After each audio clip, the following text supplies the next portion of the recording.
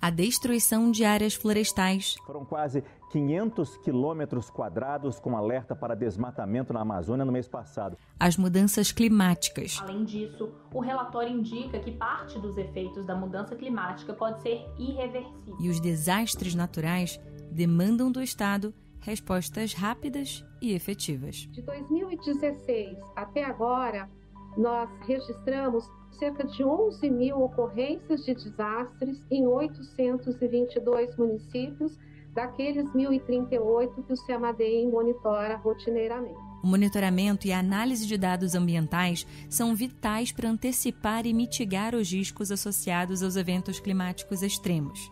Seja muito bem-vindo e muito bem-vinda ao 4º episódio da 3ª temporada do Conexões para Convergir. Eu sou a Gabriela Viana e te convido a acompanhar essa conversa muito necessária comigo. Este podcast é apresentado pelo Centro Soberania e Clima.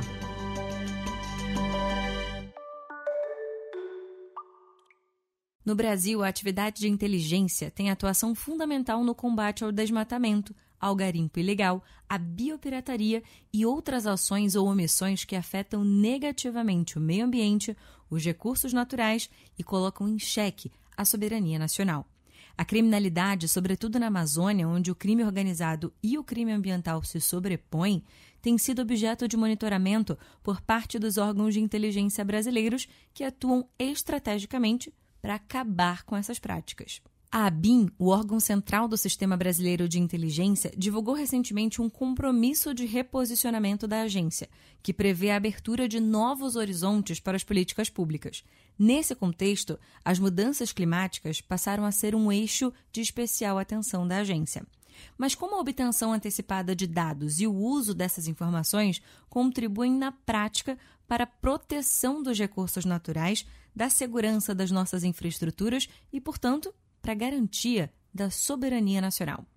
É sobre isso que a gente vai entender a partir de agora. Estão aqui comigo Antônio Augusto Muniz de Carvalho, que hoje é consultor em inteligência, coordenador de inteligência no Centro Soberania e Clima, o Antônio é oficial de inteligência veterano da Agência Brasileira de Inteligência, a ABIN. Muniz, seja muito bem-vindo aqui ao Conexões para Convergir. Obrigado, é um prazer estar com vocês aqui. E ainda a Manoele Paiva, que é chefe da divisão de inteligência do ICMBio.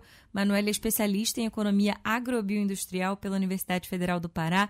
Manoele, seja muito bem-vinda ao nosso programa. Obrigada, prazer poder contribuir com vocês aqui.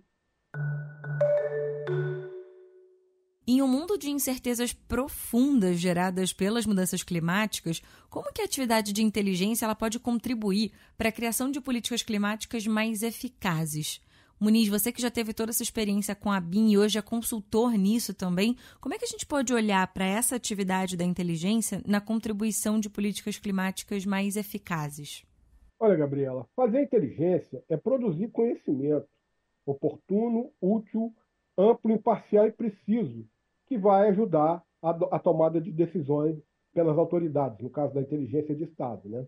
Ela está relacionada a diversas atividades, semelhante, inclusive, com algumas atividades que a gente vê no mercado em geral. Jornalismo, por exemplo, trabalha com a produção de conhecimento também. A diferença é que a inteligência ela procura identificar oportunidades e ameaças, sejam elas veladas ou dissimuladas, aos interesses do Estado e à segurança da sociedade. É preciso ressaltar, antes de mais nada, que a inteligência não elabora e nem participa da elaboração de políticas. Tampouco ela vai produzir evidências, argumentos, raciocínio que venham a produzir uma verdade, ou seja, não há invenção de absolutamente nada. A preocupação da inteligência é a verdade. Tem uma oficial de inteligência americana, que foi da CIA e da NGA, que ela diz que o papel do profissional de inteligência é conhecer a verdade, ver além do horizonte e possibilitar que as ações das lideranças ocorram antes que os eventos as imponham. E que a verdade ela é o que é, não o que se espera que seja ou o que é apresentado como tal. A atividade de inteligência, por isso mesmo, ela precisa necessariamente de sigilo. Você não pode falar em atividade de inteligência que não tenha sigilo, exatamente porque ela vai fornecer material para que o tomador de decisões possa tomar a melhor decisão. Agora, tem inúmeras formas de ajudar ao meio ambiente.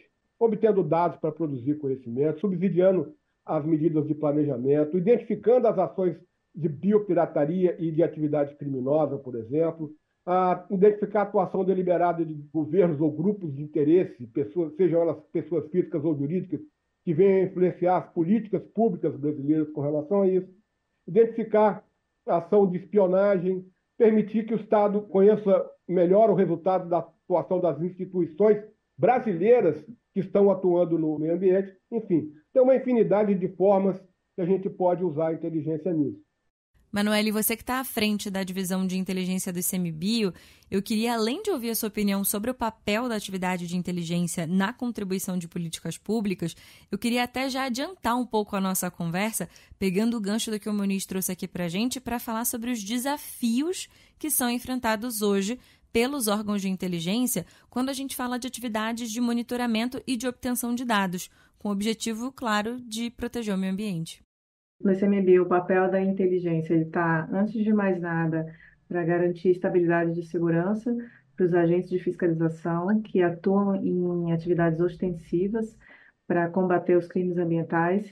E muitas das áreas que a gente atua são áreas remotas, são áreas do interior do país, e a gente não pode colocar esses agentes de fiscalização sem nenhum tipo de aparato. Então, a inteligência, a princípio, como está sendo desenhado no ICMBio, ela viria mais no sentido de segurança orgânica, de contra-inteligência, para ajudar o pessoal a atingir os objetivos da atividade de fiscalização, que são o combate às infrações ambientais. Eu acho que os principais desafios, pensando aqui em relação ao ICMBio, que a gente está começando agora. Essa sementinha da inteligência foi plantada agora no final do ano de 2023 para cá.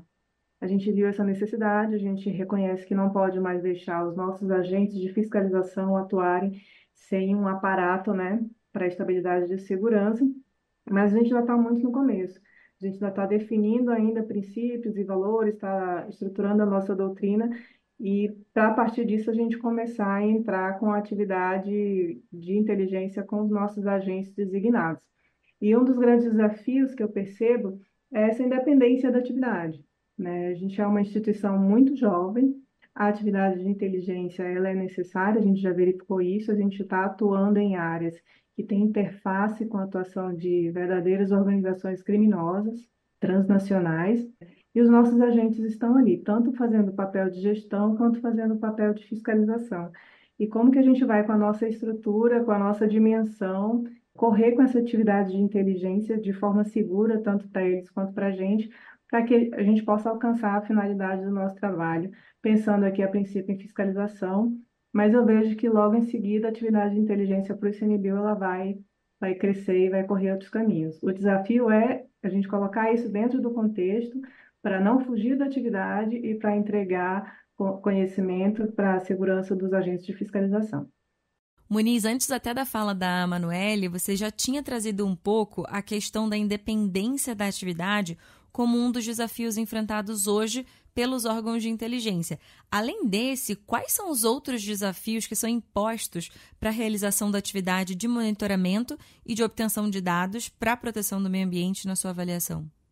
Bom, o principal desafio que a atividade de inteligência ela enfrenta no Brasil é o desconhecimento da população em geral, e aí incluídos os políticos, os governantes, do que é atividade de inteligência e para que ela serve. Esse é o principal desafio. A gente vê, entra governo, sai governo, e não muda muito a atitude do poder central, do poder executivo federal, com relação à inteligência. A efetividade da inteligência depende muito mais de quem recebe a informação do que da própria atividade de inteligência. Que não cabe à inteligência tomar nenhuma atitude, não cabe a ela fazer política, não cabe a ela tomar decisão. Então, se o produto da inteligência não atende ao que o governante quer, ele não serviu de nada. E é preciso, então, que os governantes estabeleçam muito bem o que se quer, quais são as necessidades de informação. Não dá para você atirar em 360 graus, ninguém consegue, nenhum país do mundo consegue fazer isso. Esse é o principal. Tem outros desafios. A gente vai distinguir a inteligência por causa de sigilo, né? A gente já falou sobre isso. E no Brasil, a inteligência sofre com essa questão. Por exemplo, o diretor-geral da ABIN não pode classificar um documento como ultra secreto. E muitas vezes ele precisa de fazer isso.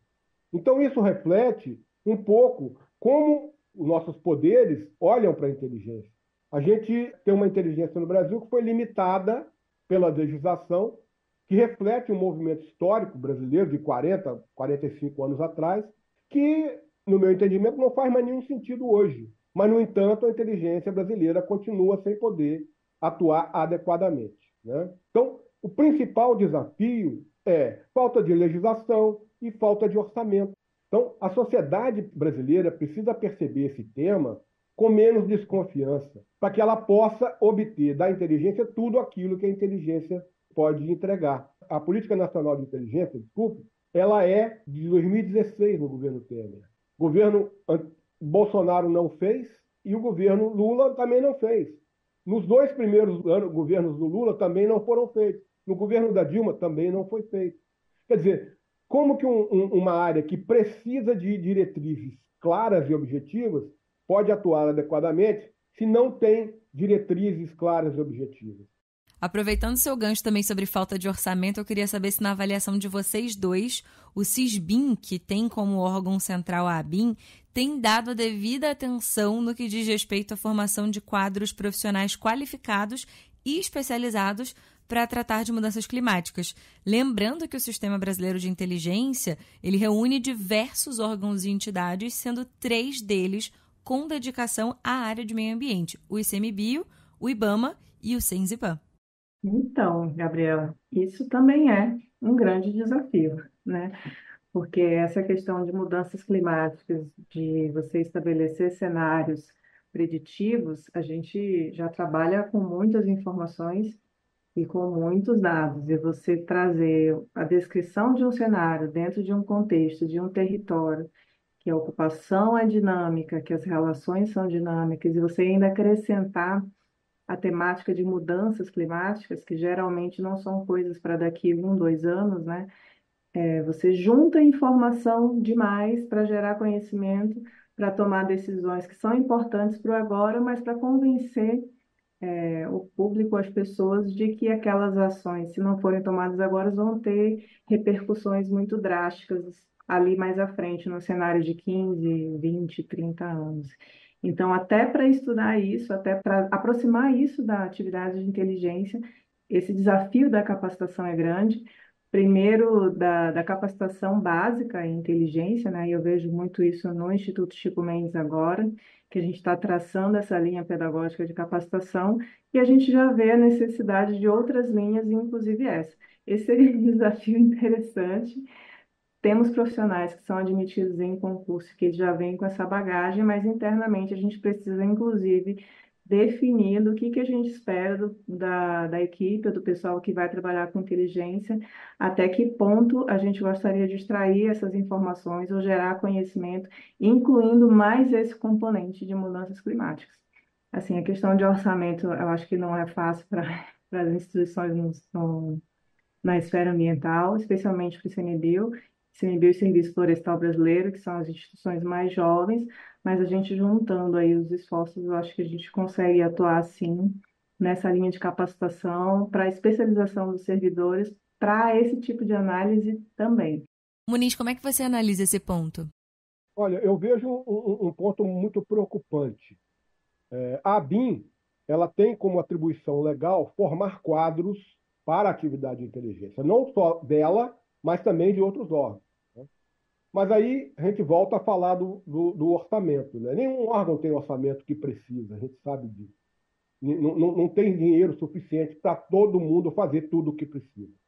Mas era preciso destinar um pouco mais de recurso, né, para que isso fosse feito, para que o pessoal do ICMBio, por exemplo, pudesse ser treinado em inteligência, tanto para a área de análise quanto para a área operacional, pela ABIN, que tem os profissionais formados para tal, né?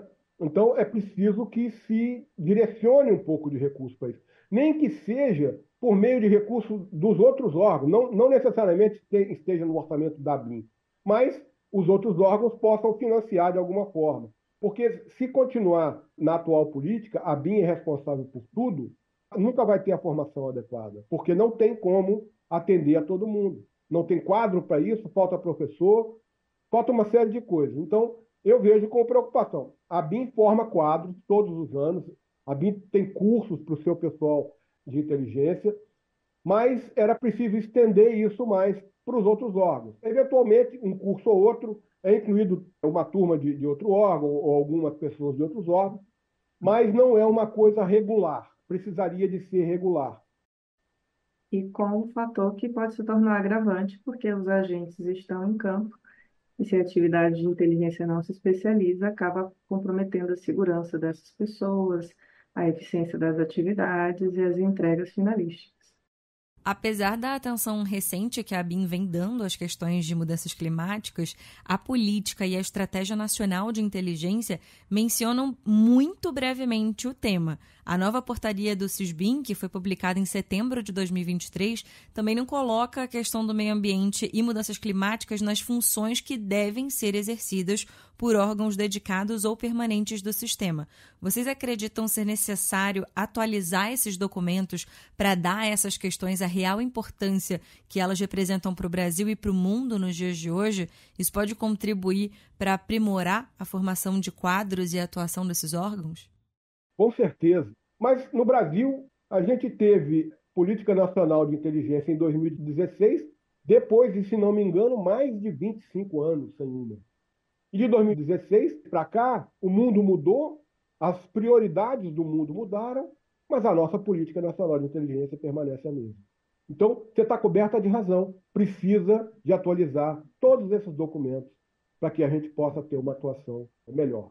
Manuele, como é que você acha que isso contribui para o aprimoramento da formação de quadros e de atuação desses órgãos? Porque quando você tem a política definida, você tem um guia, né? Isso que o Muniz fala é muito importante e encontra com aquilo que ele falou no começo, né, da nossa gravação, que a atividade de inteligência não faz política. Quando você deixa isso solto, sem normatização, de certa forma é tipo assim, então, você que é a atividade de inteligência, você faz e diz o que precisa ser feito, mas isso é total desconhecimento da natureza da atividade. É importante para demonstrar os limites entre os parâmetros, né, para execução da atividade, e é importante também para guiar a política dos outros órgãos que estão compondo o SISBIN, para que eles possam se reconhecer dentro do sistema e ver o que eles podem contribuir, o que eles precisam declarar, que, olha, isso daqui, a partir daqui não é mais com a gente. Até para os órgãos que atuam na área de meio ambiente. A normatização é essencial, ela é o guia, né? O SISBIN é um sistema, ele funciona ali de forma interlocucionada, e os órgãos que estão lá, eles precisam dar a contribuição e dizer até que ponto é dada essa contribuição, mas sem um norte, claro, sem uma definição, acaba gerando essa confusão de que é a inteligência que vai dar o direcionamento das políticas públicas e definitivamente não é.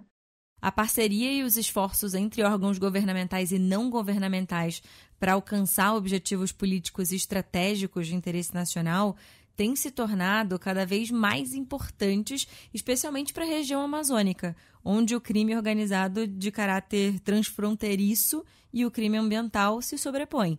Eu queria entender se, na avaliação de vocês, as iniciativas de cooperação com os setores de inteligência de outros países amazônicos têm acontecido e qual é a importância delas para combater a criminalidade na região amazônica. Importantíssimo, até porque a gente não pode admitir que a definição de Amazônia ela está restrita ao Brasil, né? A Amazônia ela abarca aí mais outros 4 países, né? E assim o crime não conhece fronteiras, né? Tanto não é interessante para o Brasil exportar atividade criminosa ou elementos da criminalidade que atuam nessa região para outros países, como também não é interessante a vinda de nacionais de outros países para atuarem em atividades criminosas na região.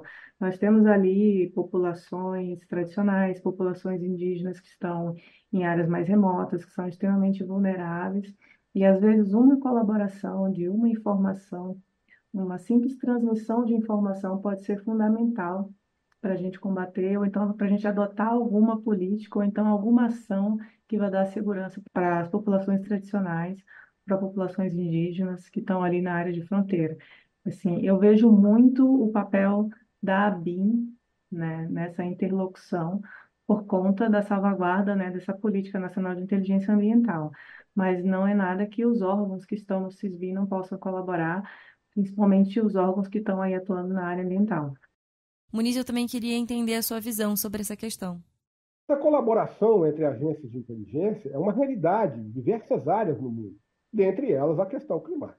Mas a gente tem que também entender que as agências de inteligência, elas são, por natureza, competitivas e adversárias. Mas existe a colaboração, sim, e é preciso, principalmente com relação às questões climáticas de meio ambiente, como o Manuel colocou aí, o clima não respeita a fronteira.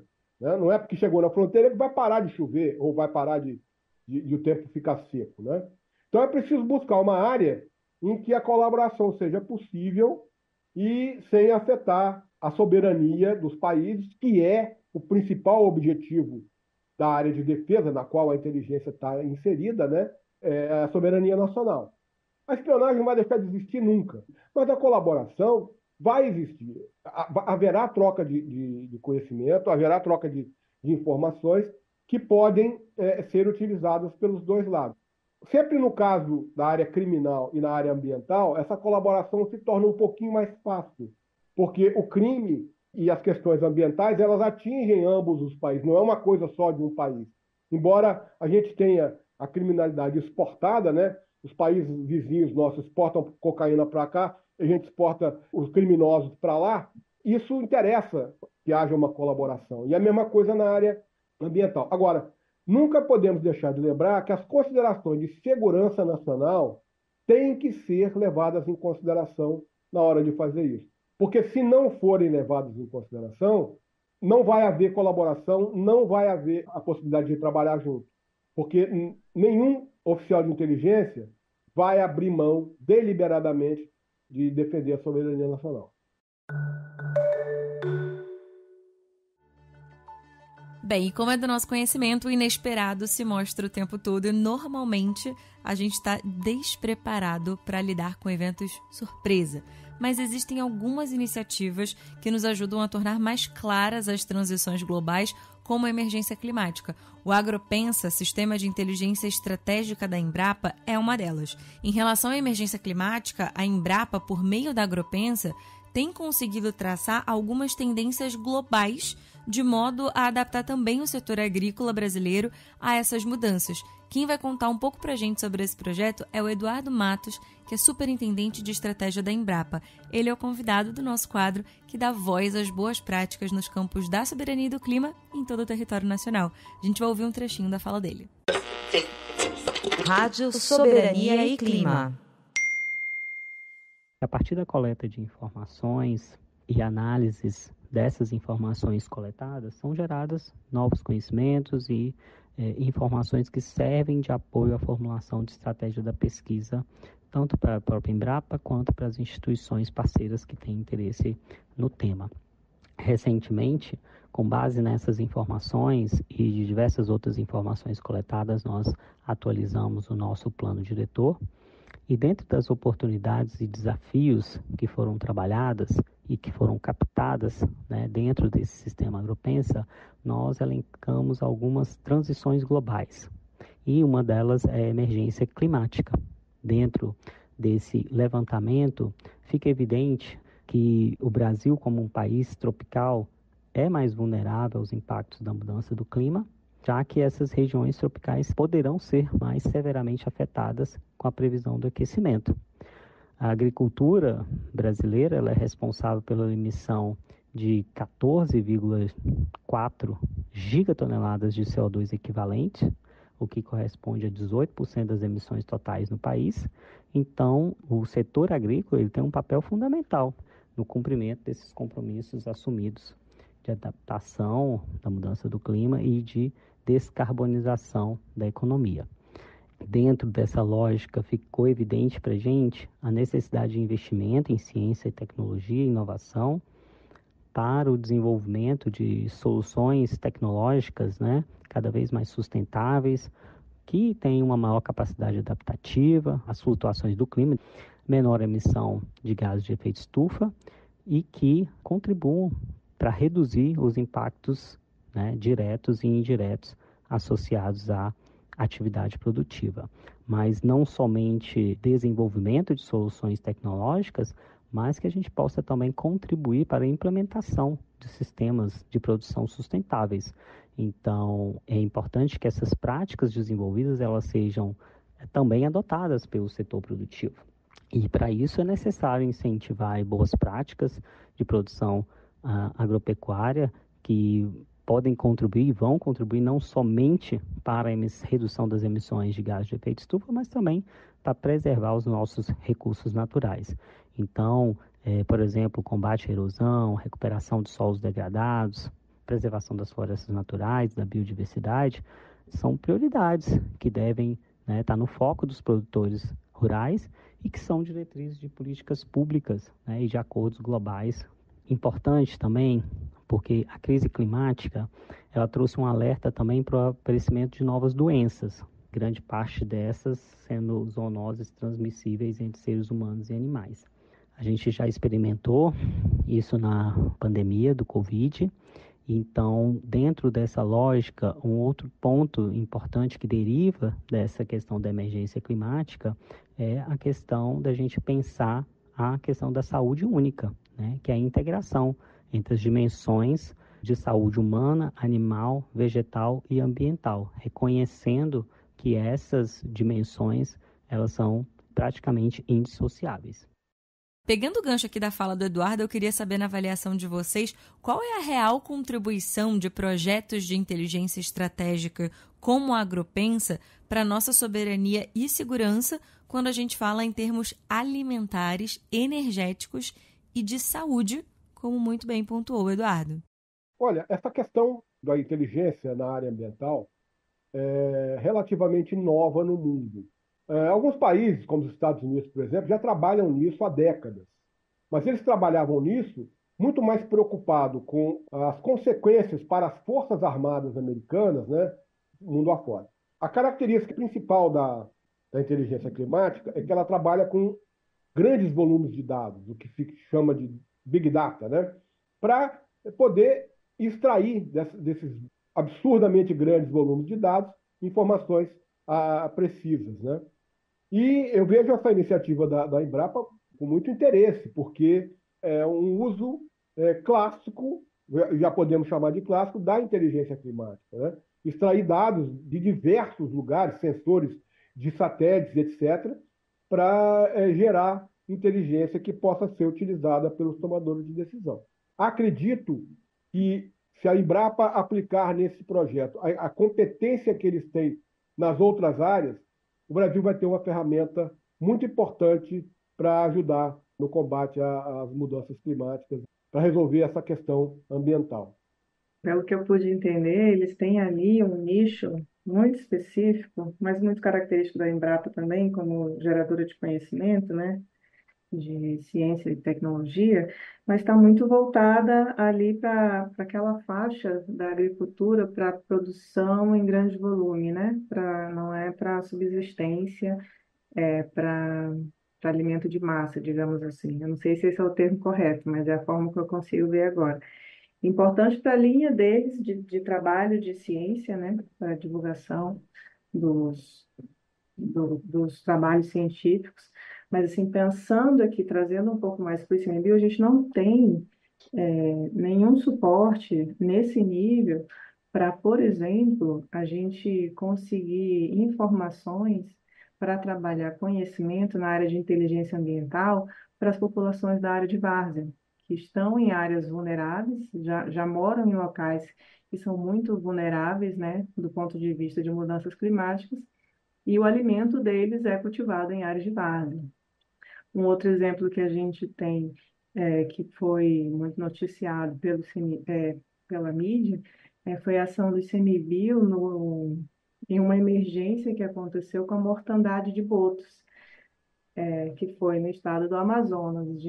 A gente tratou aquilo como uma emergência, mas se a gente tivesse sistematizado um pouco de conhecimento, tivesse dado mais essa reserva para o tomador de decisão, talvez, agindo de forma mais proativa, aquilo poderia ter sido até mesmo diminuído, Mas, assim, para a estatura da Embrapa, para o que a Embrapa produz, e pensando nessa produção de alimentos aí que está vinculada aí à emissão da agricultura, né, da grande agricultura, eu acho que é uma grande ferramenta. Eles têm condições de fazer, mas pensando em outras escalas, e especialmente pensando aqui no trabalho do ICMBio, a gente ainda fica trabalhando numa dimensão de dados para poder dar ali algum relatório, alguma coisa para que o tomador de decisão possa atuar.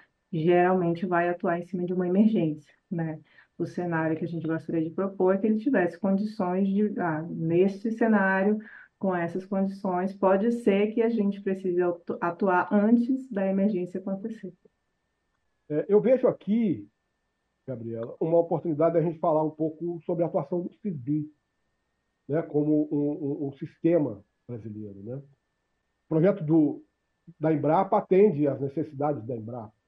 Mas se a gente imaginar que é um projeto que está sendo construído com dinheiro público e que ele pode incluir informações de outras áreas e que o ICMBio pode utilizar, que o IBAMA pode utilizar, que o CECIPAM possa agregar mais dados nisso. As agências públicas que atuam na Amazônia, principalmente, Exército, Marinha, Aeronáutica, Polícia Federal, ABIN e outras agências puderem agregar dados, imagina a riqueza do material que estaria à disposição do governo brasileiro. Para isso, é preciso tirar do papel o que é muito bonito no papel, que é o Sistema Brasileiro de Inteligência. Não estou aqui dizendo que ele não funciona, funciona, mas ele poderia ser muito melhor se houvesse uma plena colaboração de todas as agências envolvidas e se tivesse mais recursos. É preciso mudar a legislação, inclusive, para permitir que essa colaboração seja mais efetiva. Permitir que os dados gerados por um órgão possam ser usados por outro, sem que isso caracterize um desvio de finalidade, uma quebra de sigilo, né? Porque hoje, do jeito que a gente está, tem órgão do governo federal que não pode usar dados gerados por outros órgãos do governo federal. Então, o ICMBio precisa de informações. Às vezes, o IBAMA tem, o CECIPAM tem, a Embrapa tem, a Polícia Federal tem. Por que não trocar essas informações de uma forma muito mais tranquila? E o CISBim é o fórum para fazer isso, né? E aí, muitas pessoas levantam uma questão de desvio de finalidade, né? O órgão tal não pode ter essa informação porque vai desviar a finalidade. Ora, desvio de finalidade tem que ser punido.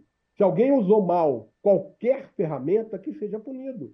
Mas não se puna uma atividade inteira por causa de erro de sei lá quantas pessoas. E lembrar que a atividade de inteligência é uma das atividades, no Brasil, com mais controle. Se você pegar no Poder Executivo, você tem a CISET da Presidência da República, você tem a CGU, você tem a Comissão de Ética da Presidência da República, tem uma comissão que trata de conformidade. No âmbito externo, você tem o Tribunal de Contas da União, você tem o Congresso Nacional com a Comissão de Controle da Atividade Inteligente e tem o Poder Judiciário, principalmente por intermédio do STF. Então, se houver desvio, se puna desvio, mas que não se impeça o Brasil de ter acesso às informações que precisa para combater coisas do tipo emergência climática. E aí, já caminhando aqui para o fim da nossa conversa, eu queria uma análise de vocês sobre como órgãos de inteligência brasileira têm atuado com outras instituições do país para a gente seguir ativamente no enfrentamento da emergência climática. Olha, eu vou te dar um exemplo aqui dos grandes eventos que o país viveu há alguns anos atrás. Copa do Mundo, Olimpíadas, etc. Houve, na época, uma junção de esforços. Todos os órgãos que, de alguma forma, tinham alguma coisa a ver com aquilo. Criou-se centros regionais. O Rio de Janeiro, por exemplo, montou-se uma estrutura no Rio de Janeiro para trabalhar sobre inteligência.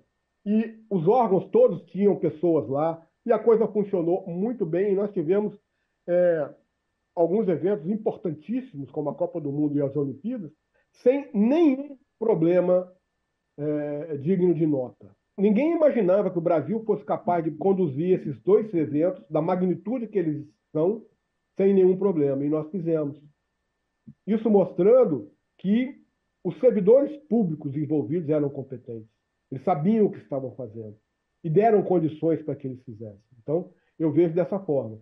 Se forem oferecidas condições adequadas para essa turma trabalhar, eu tenho certeza que o resultado vai ser muito bom daí para cima. E, assim, para colaborar aqui com o tema, pensando mais na área ambiental mesmo, né? No meu nicho técnico na área ambiental, porque eu também sou agente de fiscalização do ICMBio. A gente não precisa nem ir muito longe.